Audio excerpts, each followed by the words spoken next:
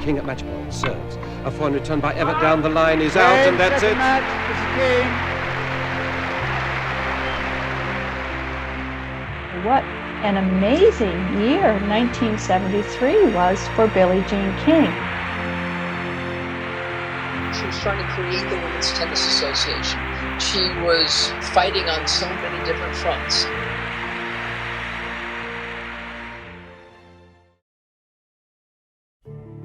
As soon as I started playing tennis and wanted to be number one, which was the second time I picked up a racket, so it was really quickly, I started reading every book I could on tennis because I love history. And I started to realize very quickly you had to win Wimbledon to be number one in the world. So when I was 17, I went over to Wimbledon. I remember flying down over London. I saw these little bricks. I saw the beautiful green countryside. And I was so excited. When I came here the first time, Jerry Williams of the Daily Mail at that time, and he was also a broadcaster, he took me up to the top of center court. He made me close my eyes and shut my eyes. And then he said, all right, open them. And then I just...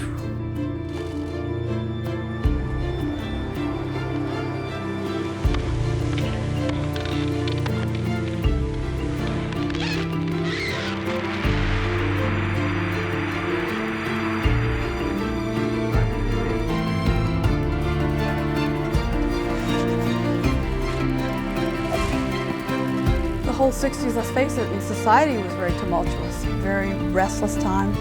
Vietnam, and you had everything going on, and my soul matched those times.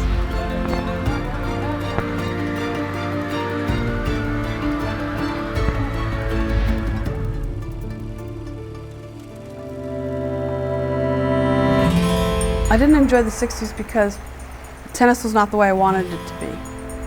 Things were still very elitist, very amateur. The best players weren't playing. You know, we needed open tennis.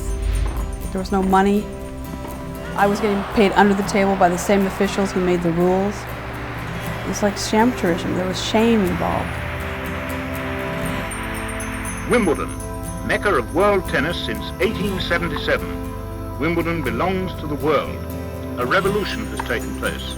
The first open Wimbledon. The British led a rebellion against the pretense of the amateur system and won. That was something that Billie Jean King definitely supported. She wanted to get it out of the country club atmosphere. She wanted it to be a sport that people followed. But then she realized she had to fight a second battle. Now it's championship point, the American. He got serves.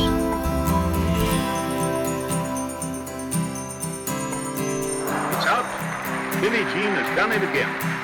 When I got that check, I'm going, yes, that was great. But then I noticed I got 750 pounds and Rod Laver got 2,000, and I went, oh no.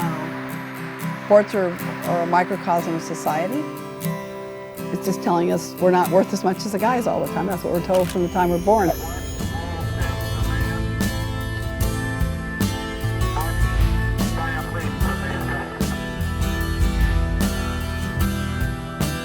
70s were, there was a lot of change going on.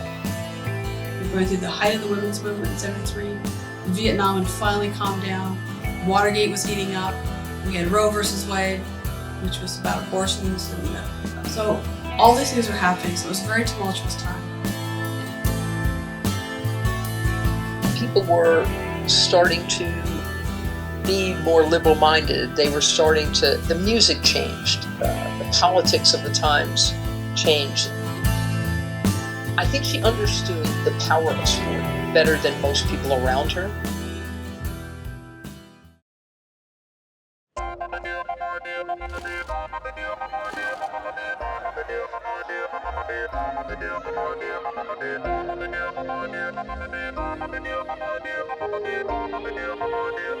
I think I had such relief over the WTA being formed, the Women's Union being formed only 4 days before. It made it possible for me to win all three. It is astonishing to me that with all of the stuff that was going on with Billie, she was trying to create the Women's Tennis Association. She was fighting on so many different fronts because It was during the men's boycott. The women were center stage anyway. And here's Billie Jean, who had enough guts and enough forethought to get 60 of her fellow players into a hotel room at the Gloucester Hotel in London in the days before Wimbledon, when all she should have been doing is practicing. Well, once again, Billie Jean, many congratulations. You've got your mind on several more games, haven't you? What have you got now? I've got women's doubles and I've got mixed doubles after that. About 4 matches more today. If I If win you one of the mixed, yes, at least 4. And then possibly 2 more tomorrow. It'd be wonderful, I guess. I gotta keep going. All right.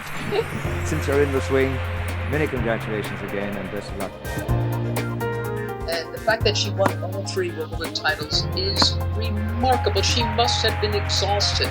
Even now, she'll say, when I sleep in now, it's still from that year.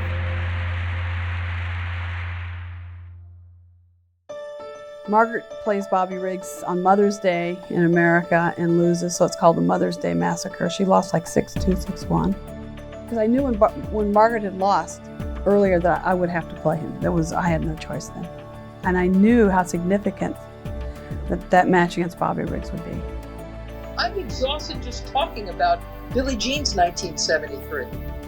And look what she did in the space of 1 year. Billie Jean King really stands out as a feminist hero, as one of, I think, really the first female feminist athletic superstar for sure. She seemed to have a personality that was in color, where all the other players seemed to be in black and white.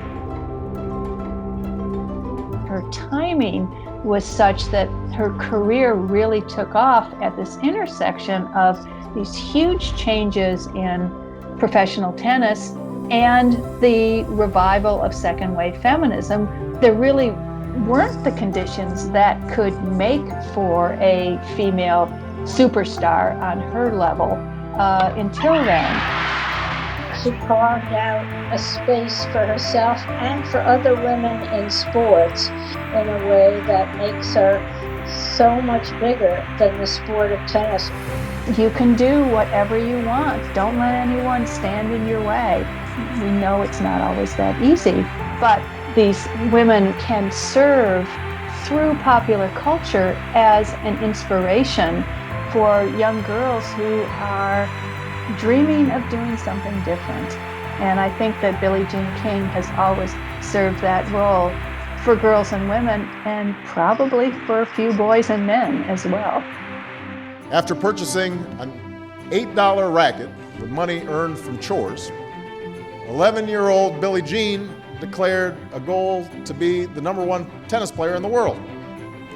We honor what she calls all of the off-the-court stuff, what she did to broaden the reach of the game, to change how women athletes and women everywhere view themselves, and to give everyone, regardless of gender or sexual orientation, including my 2 daughters, a chance to compete both on the court and in life.